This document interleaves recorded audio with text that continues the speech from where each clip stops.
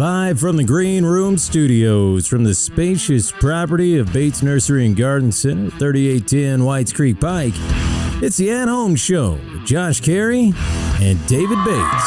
Oh, welcome in, everybody. It's now time to climb a tree, don your loincloth, and survey the backyard, because you got to find a project. You've got to lay it in the unmarked grave of history. Welcome in.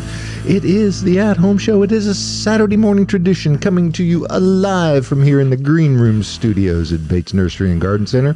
My name's Josh Carey. And my name is David Bates. Good morning, sir. And good morning to you, and welcome back. Thank you. We did miss you last week, but we do want to extend a big thank you to Miriam Mims, who capably sat in your chair last week. And she adjusted stuff. And she did a wonderful job, and we understand that the Hillsboro West End neighborhood tour went wonderfully. Did it really? And they had a great turnout, and we're glad to be a part of that. And everyone, I got to go to the after party. And it was very nice, and so thoroughly enjoyed that. Yeah, they did have food there. Yes. Did they really? Yes, okay. And I partook.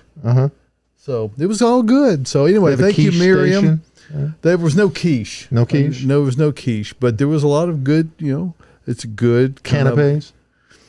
There were there was none of that. No canapes? Wow. Yeah. Little cucumber sandwiches with the bread. There were some kind of little biscuity looking things that had something on them. And how many did you eat? I think I only had one because I was afraid I was going to make a mess. And there were other things that were... Can't take you anywhere. Well, I got away with the one, and I said, what, maybe I need to just stop. Oh, right there. Okay. Hey, David, it's going to be a beautiful day. It is indeed going to be a beautiful day, and we'll just examine that right now because, we've got the technology, and we can do that. And, of course, today is Saturday, the 14th of May. Where is this month getting away to? I don't really understand how it goes so fast, but... It does indeed, and it's going to have 86 degrees today and some afternoon thunderstorms. Oh, lovely. At least there's a chance of it. Not a whole lot of rain, maybe 1,500s, maybe a couple of tenths, but it'll be late in the afternoon. So whatever you've got. That would be 1.5 tenths, wouldn't it? Whatever you've got. I said perhaps a couple of tenths. Okay. No, I don't, it could be only a single tenth of it. It might only be 900ths, Josh. We don't know that. Okay. This is all, speculation, really. And there is some, I'm sure, artificial intelligence built an algorithm? And an algorithm that's in there. So anyway, 1600ths officially is what this moment's forecast says. That's 1.6 tenths. Okay. And tomorrow, partly cloudy, 88 degrees, and then we get a little cool down at the early part of next week. 79 Monday, partly cloudy, 82 on Tuesday, mostly sunny. Again, a few thunderstorms possibly on Wednesday, 86 for the high, 91 Thursday, 92 Friday, 90 Saturday. So as we move towards the latter part of the month of May, it's not a coincidence that the temperatures seem to go up. Now, it doesn't mean that all is lost. I had an email exchange with a guest, a customer that was said, well, now that spring is over, I go, whoa, wait just a minute. Spring is not over yet. Look at the calendar. And after all, container-grown plants have changed the equation dramatically. And so spring really only ends when you say it's going to end. Well, he said it ended. That's what they said, but I don't agree with that. Okay. By the way, currently it's 66 degrees here in the Music City, live from the Green Room here at Bates Nursery Weather Station. So, what about tomorrow night for the lunar eclipse? The blood flower eclipse? Yeah, the red thing. Yeah, it's going to be pretty cool. And why do I keep hearing about new moon names every year? It almost seems. The people in charge of that, you go, hey, we've been falling behind. We haven't come up with, the figure after the Weather Channel started naming winter storms, Winter Storm Percy. Percy was a bad one. I'm just waiting for like the aggravated goat moon, Oh, Or that's the, a good one. Somebody's writing that down. Hey, that's a By good the way, idea. who is that, David Big? That is Tyler Blankenship, and he's the guy that kind of keeps us all rolling along and somewhat in line. And we do need that because we have two other participants who contribute heavily to this program as well. Caroline Gant, Austin Lowen, welcome in, guys. Good morning. Good morning. Great to see you today. And I failed to ask you as a part of our extensive show prep, Caroline, but do we have questions in the queue for today? Yes, we do. Okay, well, I kind of thought we did because people they're curious. There's a lot going on this time of year, horticulturally and otherwise. And so people want to check in, and you can't really see my new vest. Oh, Someone so made a comment about fancy. me being fully vested. And so there's my monogram vest, but it's kind of hiding in the floral decor in front of me today. So anyway, I'm glad to have that. Thank you, Tyler, for all of the gear that you've been procuring for us. And, it makes us look a lot more official. hey, why? I'm just putting it out here, but if you want a Bates Nursery water bottle or a Bates Nursery Kelly Green tote bag, we have those available. Okay. Dirt bottles are great, And too. those Kelly Green tote bags are what you would kind of think of as like a grocery bag that's a reusable, right? In fact, they're right here. Well, that's exactly what that is. Yes. Okay. Take it. Haul your groceries. Haul your book to the beach. Yeah, book bag. Yep. Haul your garden tools out to. That would look your so much better on bag. the Tyler cam, though, wouldn't it? Yeah. Oh, we haven't got to see the Tyler cam this There morning. it is. There we go. You want it. You want this tote bag. All right. So thank you for that, Tyler. And before we go further, Huh? now I want to talk to Austin for just a moment here. Austin's had kind of a tough week. He's had some eye issues.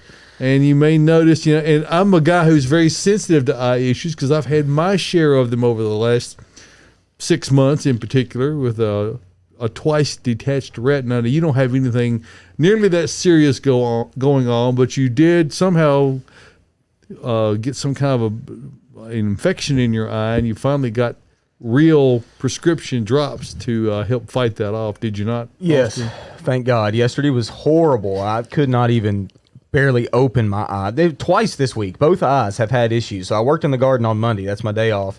I got everything planted, my vegetable garden, everything's good, and I got some sort of dirt or something in my right eye, and I scratched my cornea. So I had that issue early in the week, and then yesterday I woke up and my other eye, my left eye, was absolutely killing me. I mean, red, couldn't even barely open it. I was pitiful. Went to the doctor. Yep. Yeah, it was horrible. Everyone was walking around here going, "Poor Austin." Yeah. Okay. I don't know about that, but at any rate, I had to leave. I had to get out of here, and I went to the eye doctor, and I had a contact. One of my contacts was left in my eye. Did not realize it was in there, and the doctor pulled it out, and it was almost immediate relief. So that was the real issue, was the fact that you kind of got to keep up with contact lenses. They are. And I've wore them for decades. You remember at the party back in the 80s when you'd be sitting around and all of a sudden someone would go, "Oh no, stop." Yeah, everybody. The hard contact is down on the green shag carpet. Yeah, I wore those for 40 years. Then the almost. person would pick it up off the floor, put it in their mouth, and then put it right back in their eye. And those you could get away with that. Now the soft contact lenses, not so much. But anyway, hopefully your eye is continuing on the mend, because we need you around here, Austin. And there's questions going out, and I don't know whether you have been able to really have a good assessment for what is blooming this week. But one of the things that are beginning to come into bloom that I have observed this week are southern magnolias. They're really budding up heavily. I've seen them in my neighborhood, and actually at my own house I've got southern magnolia on the corner, and it's got blooms all over it. So that's certainly coming up more and more all over the area. Anything else of particular I got interest? one, if you don't. What's that, Josh? You go with yours. Blackberries. Oh my, what a banner year for the blackberries. Yeah, well, of course, we surmised that last Saturday was a blackberry winter. It was a I wasn't chilly here. start. I missed it. Well, whether you're here or not, Josh, My life daughter goes was on. graduating from vet school. If you didn't hear, Yeah. she So- graduated. Oh, yeah. We didn't make an announcement about it or anything. Yeah. No, we She didn't only post won it. 3 awards, so but that's Only- okay. But and that was she was tied for first place at your table. No, she won at our table. Oh, I thought the other young lady. No, she got did. 2. Oh, Yeah. oh, okay. Yeah. But We had- that was we had the winning That was table. not just at the table, but that was like overall. Nobody got that many. There was one girl just cleaned up. Oh, really? We might have come in 3rd. Oh, Yeah. okay. Smart class, 85 kids. All of them got a job. Well, or moving on. you to don't internships. want dumb people working on your animals. You want smart people doing that, and certainly Eliza fits that category well. Yeah, she was valedictorian too. By the way, Well, in high school. So, there you go. she had 1 B in 12 years. So that's a. So shall we keep blooming on? Or Yeah. Yeah. Well, Now that we've They taken called it her all, Sunshine back in the day. Okay, you're not all right, proud at all all, are you? What he's Your proud day's of is coming, buddy. what he's proud of is no more payments on tuition. Is what he's proud of, at least with that. It could be part of the equation. Yeah, it could be. All right, Austin. So Money what you well got? spent. All right. Well, let's first talk about the trees. And you already mentioned magnolia. That's certainly budded up. I wouldn't say it's full bloom yet, but it is certainly getting there. Yep. Won't be long. The other trees, Styrax, which is Japanese snowbell, is a common name. It's in full bloom right now. Calicia, you say? Yeah. Well, He didn't say that. Actually. speaking of another large tree that's in bloom is catalpa. We don't think about those too often until they bloom, but whenever they do, they are certainly pretty. There's a number of customers in East Nashville that told me their catalpas around there are Now, really showy. When I was a kid growing up, and I'm pretty sure that this term is no longer Politically correct. politically correct. Yeah, we used to call them Indian cigars, and we had this myth that the Native Americans smoked them, and I would tell you they're not a smooth smoke. No. They're rough. So I'm pretty sure that Native Americans had better sense than to smoke those things. Whatever they had in their peace pipe was better quality tobacco than that. Yeah, it wasn't catalpa. Yeah, don't be smoking your catalpas. So other than that, those are kind of the trees. There's not too many trees that are blooming right now, but those are a couple. How about cottonwoods? I started to see some snow flying through the air. Some Yeah, little- cottonwoods are past bloom. They're at their seed stage. Seed so, stage, I is yeah, that wouldn't call what that that a is? bloom. Okay. I'd call that a blizzard. they are Okay. snowing. We've got Yeah. a huge one out here that sits at the very front of the property, right when you enter the gate. It's actually an award-winning cottonwood. is. It is. It's a champion. Oh, Yeah, it's one of the champions in Davidson County. So really big cottonwood tree. It's beautiful actually, but it is certainly snowing right now. So it drops some seeds everywhere, and they pop up everywhere. They have the closest of any tree, I would say, to 100% germination rate. They can germinate on damp pavement. Yeah, on our asphalt they do, and they readily do all the time. Because we irrigate regularly, and that is decidedly an assist. But yes, they come up everywhere and everything, and so they're one of those. Turn out to be a weed, but we wind up having to pull a lot of those, and those are something that you need to pull while they're young because they get really tough as they get a little age on them. Those roots really get in there, particularly Yes. if you've got a wet spot. Oh yeah, most definitely. Okay. So there you have it. And when it comes down to smaller things, let's talk about one of the big ones that's happening around everywhere, and that's your roses. They are really pretty right now, actually. The knockouts specifically are really showy. You notice those first, but then you see those kind of older rose gardens, and all of us around here that grow roses. I know Caroline over here showed me a picture of her America rose this morning, which is stunning to say the least. It's a double pink climber that is... gosh, yours is it's really, She's really gorgeous. pretty. Yeah. So roses full show. Peonies have come into bloom. So yeah, I cut some yesterday for my daughters. They love to cut flowers more than anything. And Peonies or peonies, whichever way you want to say them. That's They're right. the same plant, man. There's two main categories of peonies, which are the herbaceous types, which are the old-fashioned type, the one that your grandmother certainly would have had at her home and what you still see commonly around. The newer variety that is a cross between a tree peony and the herbaceous peony is called Ito, and that's named for the developer of the.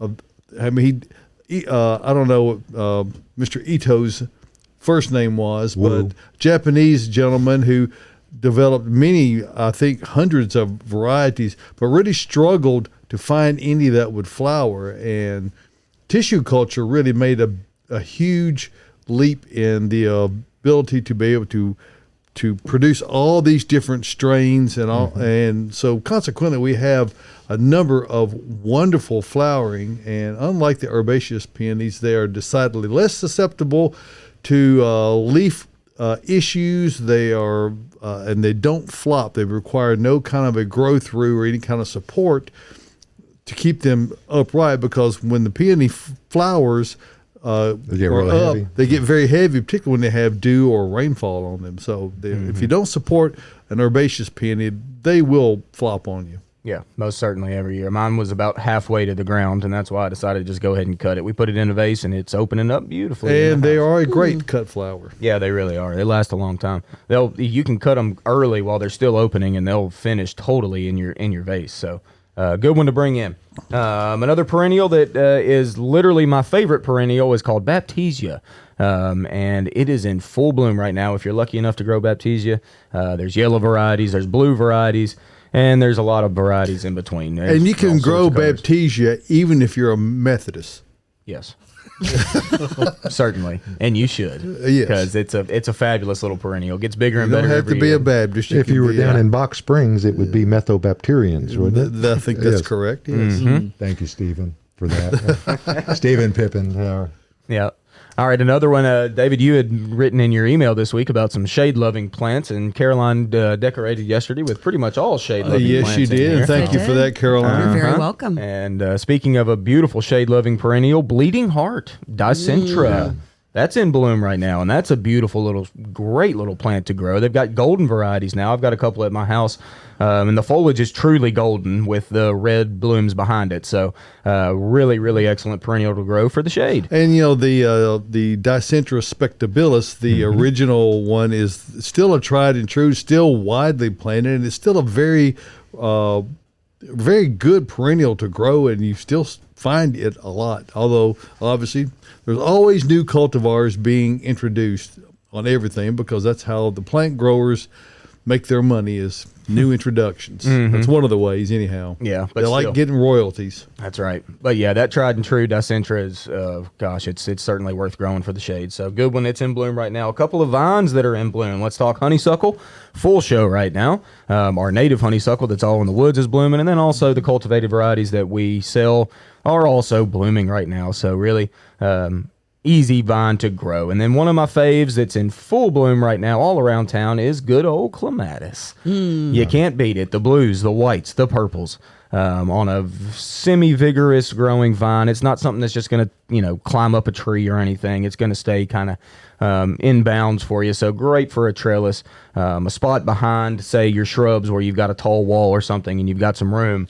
Throw a trellis back there. Put a clematis up it and just let them bloom atop of the other shrubs is a really good way to get some more color in your garden with some vertical. And kinda height. with clematis or clematis, we've got multiple ways you can pronounce almost anything, or pronunciations for pronouncements are wide and varied. But clematis, if you will, or clematis, the people struggle sometimes with getting them in the right spot. They love to be in the sun, but they like for their roots to be in the shade. So that's what you're talking about precisely, is sticking a trellis behind other established plantings and planting them behind, and that way the shade from the plants in front of them will keep the soil cool, but the top will get the sunshine that it needs. Yep, it's a perfect application. If I've got at the house, I've got boxwoods out in front, some green velvet boxwood, and then I've got clematis out behind them, and it's just such a pretty scene. So yeah, anywhere you got some room behind your shrubs, let's do that. And we got plenty of trellises here too, if you need that. So there you go. They need some kind of support unless you're doing like a sweet autumn clematis, which tends to it really would prefer, but it'll just grow all over everything. So Yeah, you that's kind of more got to like- watch those. They can be they can overgrow if you're not careful. What are these pretty little fuchsia flowers here in front of us? You're looking at Cranesville. Cranesville. Not Geranium. Cranes. No, that's Nashville. Cranesville? Crane's bill. Cranesville. Cranesville. Okay. technically a geranium. We have some out in front of Yes. us over Yep, here we've got as well. little white ones. And if out you look here. at the foliage up close, you can definitely see that they are very similar in look to a geranium leaf, particularly these scented geraniums. But These also have a scent to them. Yes, they do. Another good little ground cover-ish shady lover that blooms. There don't it be is. picking the Yep. flowers, Josh. Let's have a scent. So there you go. It has a very dainty little Grandma fine texture to it. Smells So like it's grandma. a wonderful spot. You know, the and this kind of provides a good segue to what I did write about this week in the newsletter.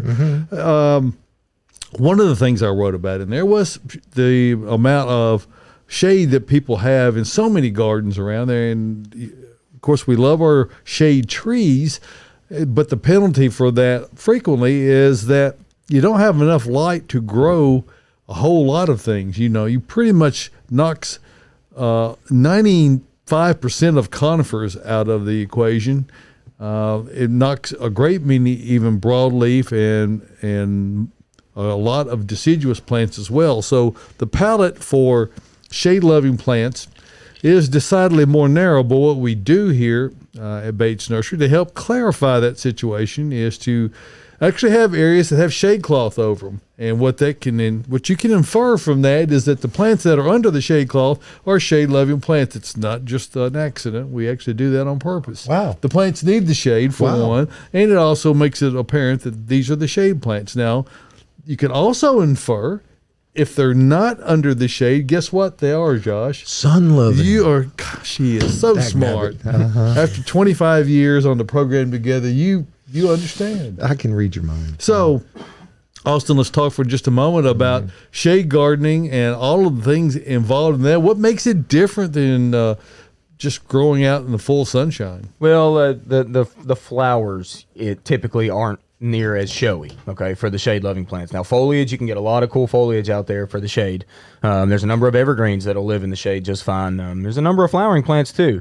I think the biggest thing that we need to know is if it actually is shade. That's a big thing. If someone comes out and tells me, look, I've got just morning sun, and then after 1 o'clock, it's all just shade. And I'm like, well, that's still more of a sun environment. When you're talking dead of the summer around here and the sun's as high in the sky as it's going to be, anywhere from 7 o'clock to 8 o'clock in the morning, all the way up till 1 o'clock in the afternoon, that's a full sun site. Right. We really need to know that. Just because it's morning sun, that doesn't really change much. And that's one of the most difficult aspects of trying to help someone with their garden situation is trying to parse through their interpretation of how much light they actually receive and frequently they will think that it's very shady, and it really is quite sunny. So, and also the opposite is true. No, it gets good light, and maybe it doesn't really get that much at all. Exactly. And it's okay on that end of it a little bit. You can put sun stuff in the shade and it'll just do different things. It doesn't necessarily die.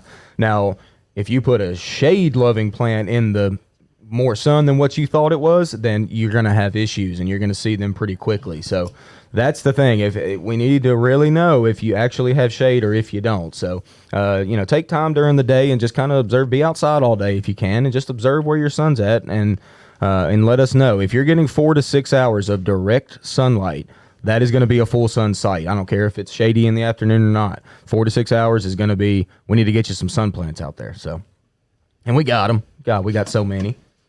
We do indeed. We do have a lot. And Caroline, I feel like we're ignoring you, or it's not our I'm okay. intention. Well, I know you're okay with it, but you bring a lot to the party, and we want to Thank make you. sure and acknowledge show. that. Now, yes, And to the show. Yeah. yes, not just the party, but the show as well, the after party. I have something to bring to the party too. Okay, well, let's Oh, let's well, finish I this just got question. lost. It's a question from last Tyler, week. I was about to have a moment. My first one of the morning. Let's allow Caroline to have her moment here. So Wow. whatever's on your brain, just come out with it. I love you, Caroline. Whatever's on my brain? Yes, There's just whatever. always so much on my brain. But one big thing that I was stayed a little late yesterday to work on is more pottery. So we do have a lot more large pots that are out here this weekend, and they always go pretty quickly. Some really cool ones, some nice finishes, the Atlantis finish that people really seem to love that will cut your hands. So my hands are little bit sad right now. Describe but it other than the name. Does your employer not provide gloves for you? They do, but I'm just not a fan of gloves. But it's a cool finish. It's like kind of a crackly finish that they put on the ceramic pots. Handling once they one or throw two it. is not going to give you problems. but We if have green, white, and blue. Oh, you handle It's exciting. You handle 200 of them though, and they take their toll on you. They do. Yeah. Well, all of them really do. But we do have a lot of pottery out. And again, houseplants are full. We try to stock it up for the weekend, and we have a lot of really cool ones in stock right now. One of my favorites is Scindapsus exotica that we got in. We have a couple of those left, and it's a really, really large leafed Scindapsus. Pothos is what a lot of people call it. So come out and see me. Hey, Oh. speaking of pots, me and Caroline did something this past We- couple weeks. Well, I did it a month ago. Yeah, you did. You started way earlier. I just got mine done. But speaking of pots, we did our mixed containers. Yes. And you did something interesting that I think other people could do as well, and that's using houseplants or our tropical houseplant area for like kind of shady or maybe a front porch little shade pot. Using some of those for your mixed containers. Don't forget about the houseplants that you can always bring in the fall. And you did. I did. What'd you I do? did You some did a- calathea inside in the back that are which are cool. They open during the day and close up at night. So when I got home last night, they were all sleeping with their little leaves all closed up. So we will bring some photos in of both of our mixed planters soon and see which ones you guys like better. Little healthy competition here. We'll see which pot y'all choose. Because Mine's I'm amazing. ready. mine is money. I went big. I went a lot of pink. I'm into Mine's pink a lot of flowers. pink too. They're and both I've got pink. little baby girls, and they all love pink. And it's God, it's really good. Mine's way better than Caroline's. So we'll just leave it. At that. Wow, that was a little bit sassy. Well, Well, I guess It is we'll a competition. We're gonna have a week of smack talk now. This is gonna be. Hey, and we had a question. You said from yes, last Tyler, week? we'll go to you. Then we're going to make a departure here for a Yes, moment. and I didn't mean to walk on any parades here today at all. Stepped but on It was some just a toes. little bit of rain. It's okay. It, just a time, just an isolated shower, huh? That's right. So we have a question from Miss Jude, who watches us, I think, every single week. Hi. Good morning. Good morning. My Thunderstruck crepe myrtle that I purchased last year was gorgeous. This year, it's sprouting from the bottom, but the top part looks dead. Should I trim off the brittle branches and hope it survives? Unfortunately, yes, probably. By this point, crepe myrtle should be pretty well leaf from the stems, and it's not your fault at all. That's just plain old Mother Nature. We did have a pretty cold winter this year, and if you plant a crepe myrtle, the first year crepe myrtle was always the most susceptible to having cold injury. So if you're not seeing leaves coming back from the sticks, I'm sorry, it does happen. Now, if you cut those back and you let the new growth come from the ground, you will see a huge response. So you might see your crepe myrtle 6 feet tall by the end of the season from the ground. But yes, at this point, you probably need to go ahead and remove those sticks. And that's just the nature of them. Fig trees, I'm talking about edible figs, Wow. are fall in the same category and they exhibit many of the same attributes after a hard winter, particularly the first year after they're planted. They can easily be killed back to the ground, but it doesn't necessarily mean that they're dead. Matter of fact, more than likely they're not. And again, as she has witnessed, she's seeing new shoots come out from the bottom. If you scratch it with your thumbnail and it's not green underneath, just clip it all the way down. And the good news is that those are a multi-trunk shrubby type of plant anyways, so you're not losing anything. They always flower on the current year's growth, so you're not losing any flowers. It's just they just have to restart, and that's the way that goes. And I'll just add my evergreen clematis, after watering my lawn so much when I added the grass seed, died completely back to the ground, and I thought it had completely died, but lo and behold, I stopped watering, and it flushed new growth right at the base again, and it's going to give it another go. As it turns out, it had incompletely died. That's correct. And so Went to I don't want to easily stasis, give up as on it were. things. Yeah. Hey, let me tell you what helps you a lot to have. You want when you as a gardener, you want every tool in the arsenal. You want to stack the deck in your favor. You want to have success, and the best way to do that is when you're planting. use Earth Mix Garden products. And you'll see the banners all around on the big screen. We are strong proponents of Earth Mix Garden products. And you'll also find it at the finest garden centers all over Middle Tennessee, Kentucky, even up into Ohio and in Indiana. There may even be one in Illinois. So what do you get when you get Earth Mix Garden products? What you get is 100% organically produced. There's no chemicals ever used in the process.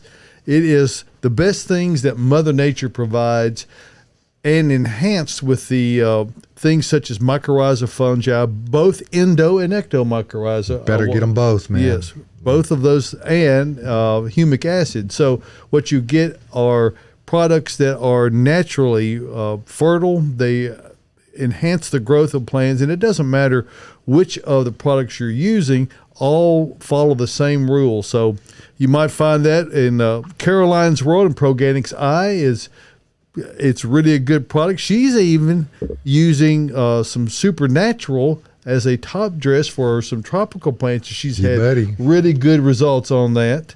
And it's not even sold as a fertilizer, but it has very high nutritive value. So if you want to go organic, and who doesn't, if you're growing it yourself, you want to have the very best organics you can have. And when you get good organics, the plants you grow are naturally more pest and disease resistant. So to find out where you can get those, go over to earthmix.net and click on the Find Earthmix tab. And once you're there, you just scroll down the page there, and the map will show you all the pins of all the locations all over Middle Tennessee, Kentucky, up into Ohio and Indiana. So check all those out. You can put your address in and get turn-by-turn directions to the dealer near you. And remember, this success in gardening begins at the ground level when you use Earth Mix Garden products. And we appreciate you taking a moment to listen to our little story about that, because I got a story about that. Okay. I mean, you had mentioned figs, and my brown turkey generally dies back every single year. And this year we've had a couple of shoots that we haven't trimmed off yet, but it was looking like it wasn't going to come back. Yeah. So I took about half a bag of Supernatural, laid it over the top of the roots and everything like that. And no kidding, guys, 6 days later, I'm covered up with stuff. And it literally covered up with all new shoots and growths. So, well, I mean, it's just something you need to have. Like I say, David says, it's a tool in the toolbox to get it out there. Renee is a strong believer, and she uses that at our house in the fall in particular. I have what's called a King Arthur fig at my house. It probably has 300 figs on it right now. What? I mean, it's incredible. It's 8 feet tall and 8 feet wide, and it is loaded with figs. So I'm not going to tell you what my address is, because you'll be stealing them. And I won't blame you. I don't blame you. I know where you live. I know you do. So, anyway, and Mama's out of fig preserves that we made last year, by the way. And boy, that was some good stuff. That was some really good stuff. We don't have any figs, David. Well, you might be able to find you a few. Okay. All right. It cooks down good. Let's get to some questions. Why shall don't we do have that? a few. Real quickly, I wanted to give another kudos out. Sorry, Caroline, but Okay. I know we got to do it. Everybody's always cutting you off. The It's all right. BNBBC you guys did this week on the new varieties of Monrovia was spectacular, by the way. Brent. Brent Grunfeld, Yeah. Monrovia, came in and did that along with Tyler. And per usual, a plethora of plant information was presented. And that's all the P's I can come up with for alliterative purposes. There was one And it was also interesting. Yeah, and there was one question that Pantheon. there was because it's busy when you're Plantheon. trying to do a podcast or a live stream that you can't always answer all the questions because you got a couple of things going. You got to on. leave them wanting a little more. Yeah, you do. You got to come back and look, but you can get that on our page, or you can go out to Bates and find that. But the question was, were there any deer-resistant varieties that they specifically talked about? I have to go back. I mean, possibly the was it the Nitty Gritty Yellow? Nitty Gritty? What he talked about. They had a great band. Rose. Yeah. Yeah, I think that would probably work. Jimmy Fadden's a personal friend of mine. He's a drummer and harmonica player for Nitty Gritty Dirt Band. Yeah. So, So we'll give him a Okay. shout out. Jimmy, how's it going, buddy? Jimmy. Well, maybe he would like a Nitty Gritty Rose to go along with his excellent band. But again, you have to come out and see a lot of the new varieties and see the stuff. You can look on their website as well and see everything that's going. And it's zone Yes. specific, and you guys buy the stuff that is zone specific. For Yes, roller if it's fruit. marginal, we'll let you know by saying we don't warranty it, which we do have a warranty at Bates Nursery. You can head to the checkout and see all the information about that. Yeah, but in particular, deer are going to eat what they're going to eat. Is there anything that is? They say Generally resistant, speaking, yes. they don't chew on conifers as bad, and things that have a scented foliage. They don't like. For instance, they'll chew most azaleas to the ground, but Puccinense azaleas, which have a strong smell to them, they will not touch them. Mm-hmm. So it's often things like that. Thorny stuff, I would think they and, probably. they tend to Waxy, heavy, like hellebores, they don't really touch. now, Good. if you've got a deer problem and you're trying to have hostas, you got problems. Yeah, those are deer snacks. So that's salad. That's just- all you can eat salad buffet, but they will keep the leaves cleaned up for you. Now, we do have a bunch of webinars. I think we have one that was led by Adam Chapman on deer resistance. So that would probably be a great avenue for you to look. And then if you find certain varieties that are more resistant and you're a fan of Monrovia plants, I would just look for those varieties we carry in the Monrovia pots. There you go. Okay, so we're going to go back to Caroline. And now we're going to because- give her the floor completely. I'm taking the floor and I'm Yes, taking it you now. do that. I'm going to hold it for the next 20 minutes. There you go. Oh, Just kidding. I'm going to hand this one over to Hush Tyler. This is a good Austin question. We get rose questions every week, so let's start strong. My drift roses are out of control. Can I prune them even if they have already bloomed? I feel like she might mean haven't already bloomed because my drift roses are just now starting to bloom. But take it Mine away, are Austin. Gorgeous. I mean, they're just absolutely Mine are opening. blowing Oh, up. mine look Yeah. amazing. the apricot drift roses are my absolute Ooh. favorite. They are beautiful. They are what's wonderful to me, and I will let you talk, Austin, here, but trying to give you a little break because of the eye, I get it. But we have those in. My wife has them. I say we. It's the royal we I'm talking of because I don't really do much of anything for that matter. But Renee does a lot. But the great thing about those is that they don't require very much. You cut them once a year and they stay really low. They don't overgrow. And if there's a negative aspect of knockout roses, that they just get too big and they grow too fast, and the drift rose really stays within its bounds much better with far less effort. So I'll leave it there. You take it away, Austin. Yeah, so drift roses, like you said, they are much more tidy of a rose for sure. Now, if you don't cut them, though, over the course of 2 or 3 seasons, you can see them start to get a little bit leggy, if you will. My mother has drift roses out in front of her house, and if we don't clean them up for every couple seasons, then they do get a little out of bounds. So, yes, though, it is totally okay to cut your rose right now. You can almost cut on a rose throughout any part of the season, to be honest with you. But if they have finished blooming, if that's what you meant, then deadhead them really well and then shorten them, and you will get a good response out of them. Now, if they haven't bloomed or they're budded up, I would say kind of let them at least get their first wave of bloom out so you can kind of watch that show. And then after they're done, then go ahead and give them a cut back, and they will certainly be just fine. Very Lovely. good. There you go. Great Yeah. short answer. It was perfect. All right. This is a good question. It was an informative short So answer. shut up, Austin. Yeah. This is a good question for what we've already discussed and what David talked about in his newsletter. I have lots of shade in my yard. Besides hosta, what are some good shade plants for front beds? I would say we have a lot of things you could actually see right now in studio that we've already discussed a little bit. Austin's talked about it a little bit already. Ferns. We've got this heuchera down in front. My personal favorite. I probably have about 10 varieties throughout my garden beds. That's your personal favorite out of all shade perennials, that one, heuchera? Yeah, I love Is it? it. I don't know if it's my favorite. I just love them all. I think heuchera has probably been hybridized even more than hydrangeas, garden hydrangeas. I mean, both of those two types of plants have, I mean, how many cultivars have they come up with in the last just 5 years alone? Yeah, seriously. probably hundreds. Hundreds, yeah. There's so many. You can't possibly have them all, and probably you don't want them all, because Right. the other side of that is not everything that is hybridized is really all that. So it's worth. We really try to be use discretion when we're carrying various cultivars of plants, and try to do enough research to be able to find the things that people are going to have good success with and not really struggle with. And if it's a flowering plant, and it doesn't bloom, well, that's a problem.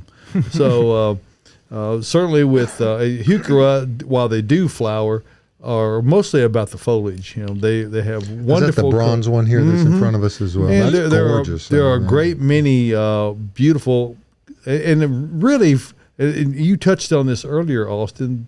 The thing that really makes for beauty, I think, in a shade garden is not the colors of flowers, which are, as you said, limited, but it's the textures and the colors of the foliage that's available. Got to And- have some ferns in that garden too, though, doesn't you? Certainly ferns Yeah. are worth it. Ostrich fern's probably my favorite. I've got it at the house. They get big and they really kind of spread a little bit. While we're here, let's talk about this plant.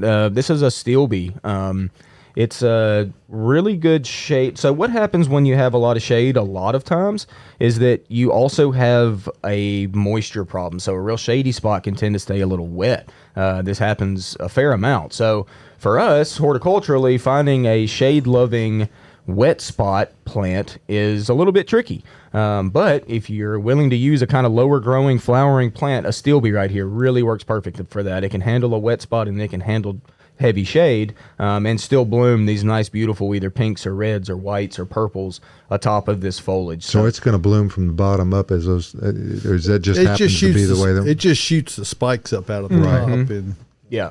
So it's a really good one for a moist shade area. So there's plenty of options. Come out here and talk with Joy Bovin, which is our perennial expert, among other things. She's just a great horticulturist in general, very interested in all things plants, but very specifically, she's very good with shade-loving perennials. So she is certainly worth talking to whenever you come out here to choose some plants for your shade bed. all right. Here we go. Question number 3. What is a tall-ish 20-inch plant that's good for a garden path edge? Tall-ish. 20 Tall-ish. inches tall. 20 inches. 20 inches. That's highly specific. It is. I would think as that a these border ferns, plant? yeah, Ferns are okay. yeah. If you have some shade, certainly there's a lot of sedges out there that can work for this scenario. I'm also a bit, if you have that, sedges are good for the shade if you have a shady border. If you have a sunny border, I'm a big fan of ornamental onions. Instead of just using plain old monkey grass, now you can certainly use monkey grass. It's a great little border. It certainly is. But there's other options out there now. And one of them, like I said, is this ornamental onion, which is an excellent border. It looks fairly similar to monkey grass. To the untrained eye, you might even think it is monkey grass. But then it blooms these purple, pinkish Spiky. little balls above their glossy foliage, and they stay very tidy.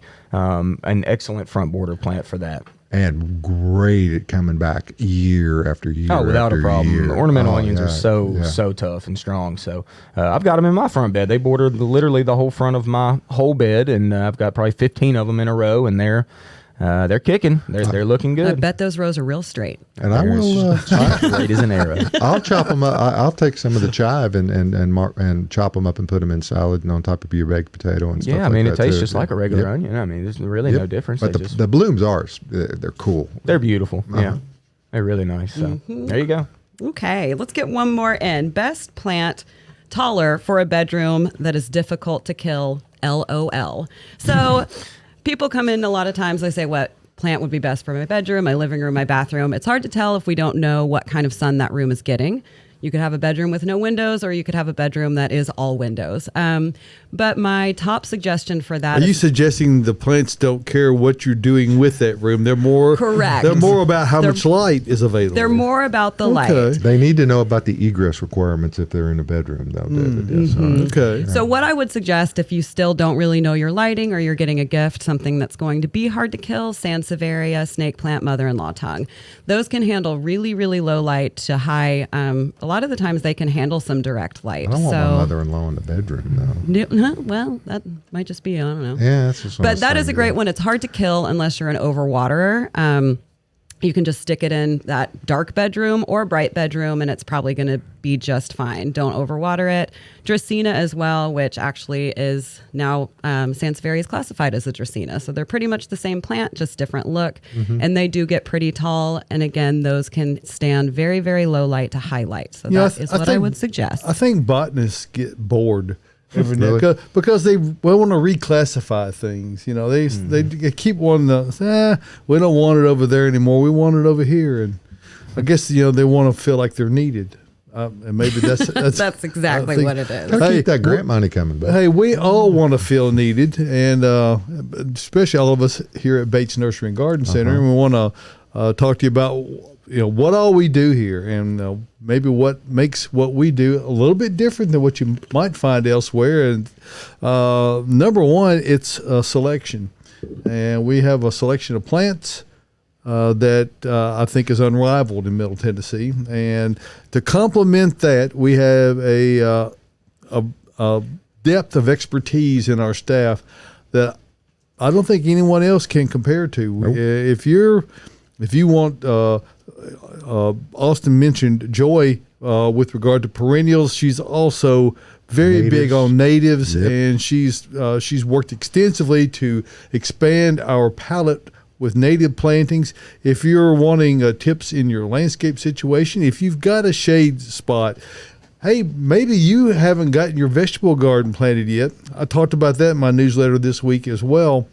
It's time to get that done, because what's going to happen if you delay, your selection of plants is going to really dwindle. So I recommend you get those this weekend, so that you can, even if you can't get them immediately planted, you ought to go ahead and acquire, because there's going to be far fewer varieties available in the weeks ahead. I know we're just now getting to warm season, but don't assume that that broad selection of the annual plantings with respect to warm summer vegetables is going to remain at the level it is. We've got a great selection now that's going to be tailing off in the time ahead. But what's not going to be tailing off anytime soon is the voluminous selection we have of annuals in our newly revamped greenhouse area.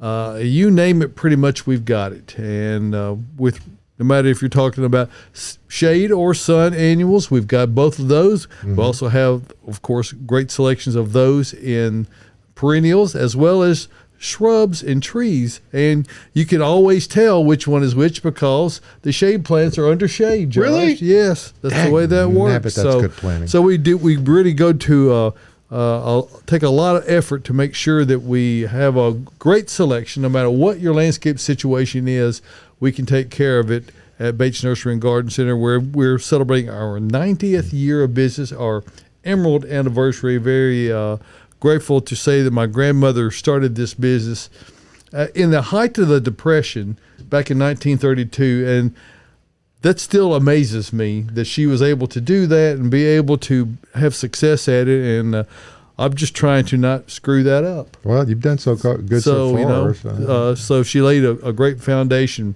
for us here, and we invite you to come out. We're conveniently located 1 mile north of Briley Parkway at exit 19 on Whites Creek Pike. And Josh, that's just 1 mile north. 0.9 miles. It's just 1 mile north of Briley Parkway Okay. on Whites Creek Pike at exit 19. And you can't miss us. Invite you to come out and see us. We're open Monday through Saturday from 9 until 4 p.m. and noon until 4 on Sunday. Bates Nursery and Garden Center, beautifying Nashville since 1932. And we are a very proud seller of Earth Mix garden products. Yep. You know what another cool thing about Bates is, David?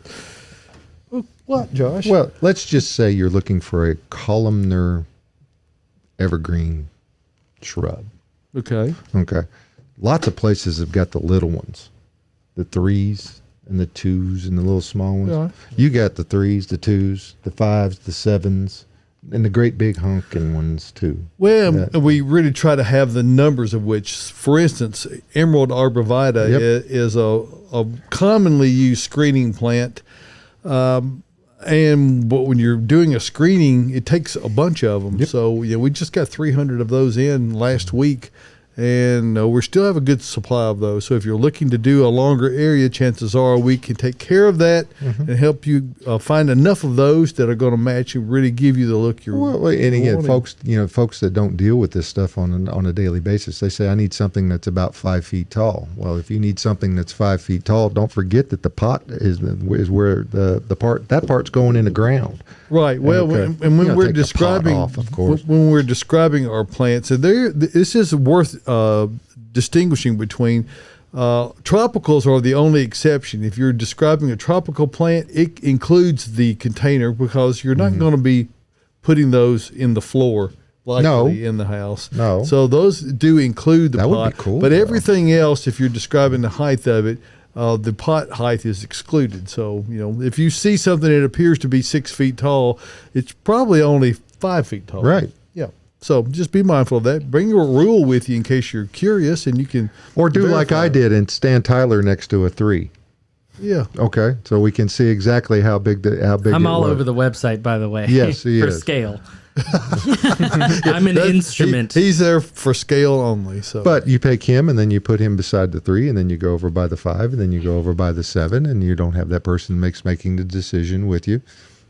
And you come home with the 7s, didn't we, Austin? Thank you for loading those the other day too, by the way. Hey, we got a question from Scotty while we're Okay. talking about arborvitae. What is the best fertilizer for evergreens? Just a general plant food, typically. I mean, we sell a lot of. If you're into any of the organic products, the holly tone, the evergreen food, plant food, tree tone, any of them really. There's a whole bunch of different brand names to them, but there's not too much difference in the actual ingredients. So what it actually is. So getting a general fertilizer in, I will say, Emerald Green, once it's established, it doesn't need all that much. It stays pretty true green without really having to do much. We have a fair amount of nutrient here in Middle Tennessee, and they seem to be okay with it. So not so much worried about the food, near as bad as I'm worried about, say, bagworms. Keep an eye on those. Yeah, and more spider mites. And spider mite. 'cause they can Father's get Day you is before coming. you What know do we it. do on Father's Day, David? Well, you spray for spider mites and bagworms, or Yes. at least you're out there checking closely. Yes. And that will be a subject we'll be covering extensively in the coming weeks. We just got past Mother's Day, so it's not quite time No, yet. you got to start planning though. There was a comment on the Facebook page, and it says we have lots of figs growing on our tree due to Carrie's skill and our good soil. Love the show, and Carrie too. I don't think I had Dad. much to do with that, but Okay. thank you, Dad Sherry said- Gant. Dad. No, this one's signed Dad. Oh, thanks, Paul Gant. Thanks, Dad. Hi, good morning. All right, so I know you got more questions over there, We Caroline. do have more questions, so let's better get get 'em through a quick. few And more. 8 minutes to go. Oh my gosh. All quick. right. Quick fire. Best evergreen shrub for shade in the morning and afternoon sun, west facing. Plum yew.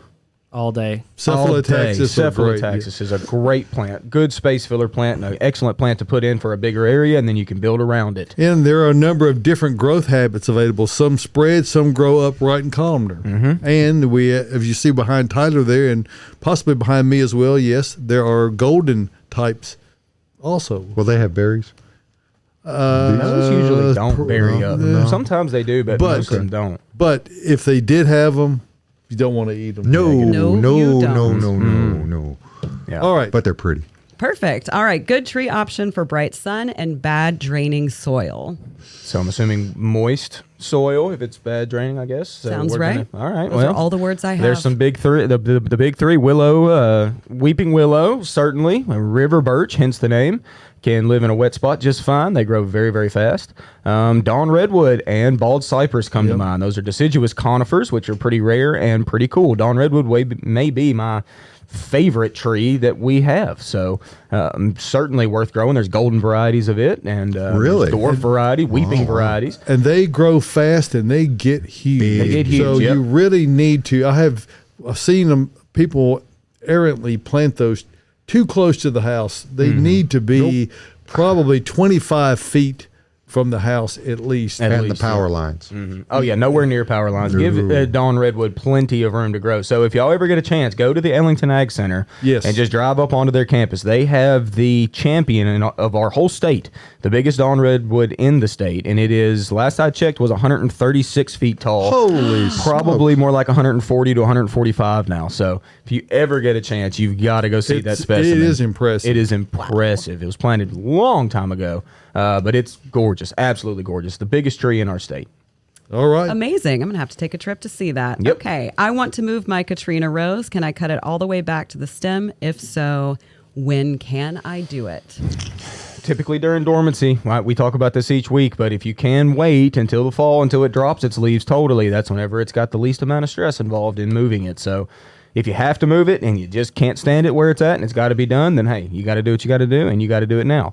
Like we always talk about, have your hole already dug and ready to go, and then dig your rose up, get as much roots as you can, bring it to the hole, seed it in nice and firm, and then water it deeply. It's one of my points of contention that we seem to get so many calls in days gone by, but questions about transplanting during the growing season. It's the wrong time to do it. You think, well, gosh, but you sell all these plants, but yes, they're container grown plants. You don't cut any roots. When you dig something up out of the ground, you're cutting a lot of the roots. Yeah. This is not the time of year you want to be transplanting things. If you can possibly get around it, just like you said, Austin, if there's any way you can wait, just mark it and do it in the mid-November. It's a great time to do it, but this is not the time if you can avoid it. Maybe you sold the house and you're taking it with you, and you got to take it. But there is risk in the dormant season. There's almost no risk. Yeah.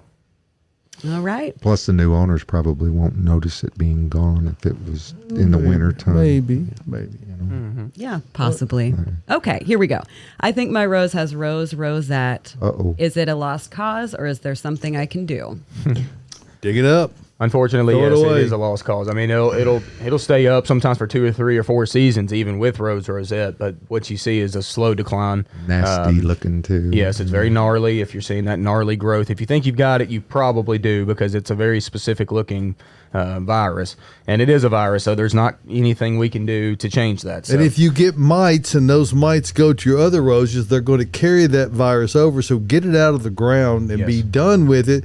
Now, that's the bad news. The good news is if you want to replant back in there, just clean up all the foliage and you can replant immediately. It doesn't mean you're going to get it again, but you've got to get rid of that one to make sure that you don't transfer it over to others. Yep. Thank you, Mr. Alan Wyndham. Doc Yes, that message is brought to you by Dr. Alan Wyndham. Yes. We cannot mention. No, Rose Rosette without mentioning. Nope. He tunes in just to make sure. That we are on. Yeah, he does. I bet he knows that Good Dawn job. Redwood well. Oh, He worked there. He's planted He that knows hole that in and the a whole bunch of other things. Yeah, he does. He's a good guy. I've known him. great Can guy. you see that from Edmondson Pike? I mean, I'm just trying, or is it up on the campus? Because It's up on the campus, closer Okay. to one of the buildings. I've only actually seen it once, where long ago I used to deliver poinsettias, and they bought a bunch of poinsettias from us, and that's whenever I saw that monster. Because you can get from Edmondson Pike over to Franklin Road if you know. It's on the Yeah, far yeah, side yeah. of Edmondson Pike, on Okay. the other side of the main building when you drive up. Okay. And a bunch of other big trees there. It's great to walk around. Yeah, it is. Very cool. Lovely. All right. Why do butterfly bushes struggle to return the following year after planting? I'll tell you what. We What? just talked about this yesterday, didn't we, Tyler? Me and Tyler had a Yeah. couple customers we were talking to. Why is butterfly bush like it is? I don't know. It's annoying. I've talked to a number of people. People have told me they've had a butterfly bush for the past 8 years, and it's doing great, and then the next year it just decides to die. That's about what happened. A lot of dieback on A certain lot of dieback. stems. Yes, main too. stem dieback. You know, You what- tried cutting it. You know, tried what dead I think blooming. is one of the issues is that it seems to be a bit of a hollow stem plant. You Yeah. need to leave the foliage and the stems intact throughout the winter and cut it back after it starts showing signs of new growth coming out. What can happen on a lot of hollow stem type plants is that if you have a really wet, rainy winter, water rot gets out, in there and yeah. it can rot it out. So on that plant in particular, it might not look that great, but leave the foliage on there. And that's generally a good idea for hydrangeas as well because they too are hollow stem plants. Got Yeah, there's a 120 number of seconds, Carrie. Got it. Okay, here we go. When is the ideal time to separate and transplant hosta? 3:30. There it is, 3:30. Whenever they're dormant, people. Yeah. Whenever your plants are dormant, it's the Get you best time to some. do it. Get you some irrigation flags and mark where they are so that you can remember they don't when they're disappear. dormant. Otherwise, you can't see them. Nope. So Yeah, that's going to be a little bit tricky. And then we have one last one that says, why are they so finicky? I'm assuming you're just talking about gardens, maybe houseplants, maybe trees, shrubs, roses. or maybe us. Kids. Or maybe us. Yeah, but we're going to close on that comment/question. Finicky. Finicky. Well, you know, it's. I think that's discretion is the word. Yeah. We all execute discretion to the best of our ability, Absolutely. and Sure we do. appreciate you We've learned discreetly that through the watching years, today. yes. We hope you'll come back and see us next week. Yep. Hey, Miriam, thank you for sitting in again last week. I really, really appreciate you doing so. Hey, folks, from everybody here at the At Home Show, we appreciate you joining us every Saturday morning. Go to YouTube, like and subscribe the page. Absolutely. Share, ring bells, do everything. Go out to everywhere, find us, and we'll be there for you. Hey, because it's a Saturday morning tradition, and it comes to you only here from the Earth Mix Studios at the Garden Green Room at Bates Nursery and Garden Center. It's a Right lot here. to say all in about 13 seconds, but we're here for you. Thanks. We'll see you next week.